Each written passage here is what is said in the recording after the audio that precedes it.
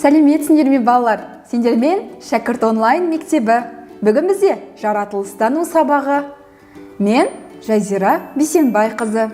Балалар, бүгін бізде электр тізбегін қалай көрсетуге болады? Оны қалай бейнелеп көрсетуге болады? Осы туралы тақырып болады. Біз өткен сабақта электр тізбегі туралы өткен болатынбыз, иә? Ендігі кезекте кітабымыздың 72-ші бетіне назар аударсақ, бізде батареялардың электр тізбегін қалай бейнелеп көрсетуге болады? Суретін көрсеткен екен. Бір жағында оң, бір жағында теріс. Одан кейін шамдардың электр тізбегінің бейнесін көрсеткен екен. Келесі кезекте кілт ажыратқыштың электр тізбегінің бейнесін көрсеткен. Келесі кезекте электр құралдарының электр тізбегінің бейнесін көрсеткен. Одан кейін розетканың электр тізбегін бейнелеген екен. Одан кейінгі жерде әртүрлі құралдардың электр тізбегінің суретін көрсеткен екен. Балалар, электр тізбегінің бейнелерін естеріңізде сақтап алдыңыздар ма? Олар не үшін керек деп ойлайсыздар? Олар шартты белгілердің көмегімен оларды электр тізбегі қандай екенін қысқаша көрсетіп түсіндіру үшін керек екен. Балалар, Эврика мен Негеш бір тапсырма орындағалы жатыр. Назар аударайықшы. Біз де Эврика мен Негешпен бірге тәжірибе жасасақ, қалай қарайсыздар балалар? Ендеше ол үшін бізге мынадай құралдар керек. Қыздыру құралдарынан біреу, ол үтік болуы мүмкін, немесе шәйнек, немесе шашты кептіретін құрал. Және де бізге шам керек. Одан кейін бізде батарейка керек болады. Және бізге қағаздарға әртүрлі осындай электр тізбегінің бейнелері қажет болады. Балалар, барлық құрал саймандарымыз дайын болса, тәжірибеге кірісейік. Құрал саймандарымыз дайын болса, Негеш пен Эвриканың орындап жатқан тапсырмасын біз де орындайық. Ендеше кеттік. Бізде бұл жерде батареяның электр тізбегінің шартты белгісі қайсы?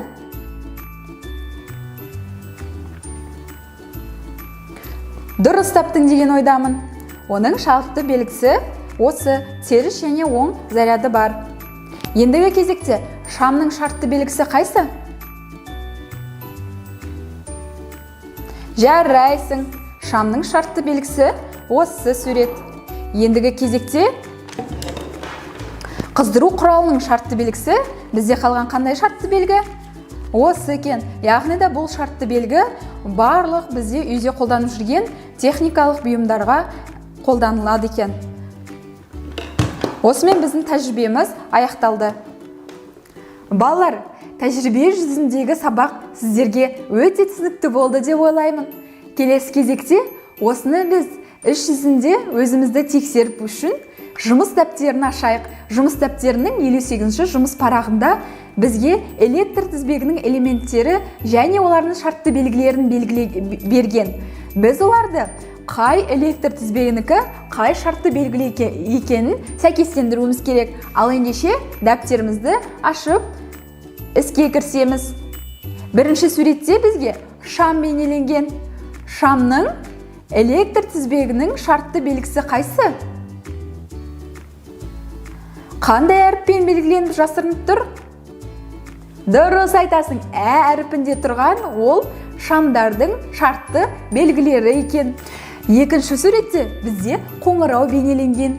Қоңыраудың электр тізбегінің шартты белгісі қайсы екен? Қай әріпте жасырынып тұр? Дұрыс айтасың, В әріпінде жасырынған қоңыраудың электр тізбегінің шартты белгісі екен. Келесі кезекте бізге кілт бейнеленген. Кілттің электр тізбегінің шартты белгісі қайсы? Қандай әріпте бейнеленген? Дұрыс таптың. Ол В әріпінде бейнеленген екен. Келесі кезекте батареялар. Батареяның электр тізбегінің шартты белгісі ең соңғы қандай әріп қалды? А әріпі қалды. Балалар, дұрыс таптыңдар. Төмендегі кестеге әдемі етіп, толтырып, жазып шығамыз.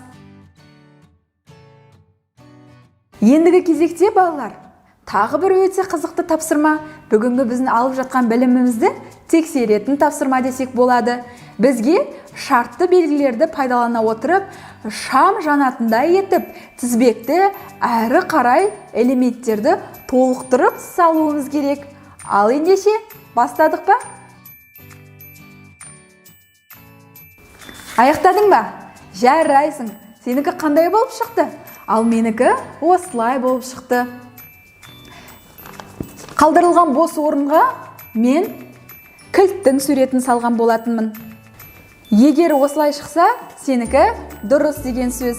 Балалар, кітабымыздың 73-ші бетінде бізде шамның жануы үшін олардың орнын ауыстырсақ, шам жұмыс істейді ме, немесе істемейді ме? Қалай ойлайсың? Олардың орындары ауыстырған шамның жұмыс істеу-істемеуіне әсер бере ме? Дұрыс айтасыңдар, әрине, ол шам жанбауы мүмкін, бұл реттіліксіз тұрса егерде. Жарайды балалар, бүгінгі біздің электр тізбегінің шартты белгілері туралы сабағымыз өте түсінікті болды деп ойлаймын. Сіздерге ұнады деген ойдамын. Келесі сабақта кездескенше сау болыңдар.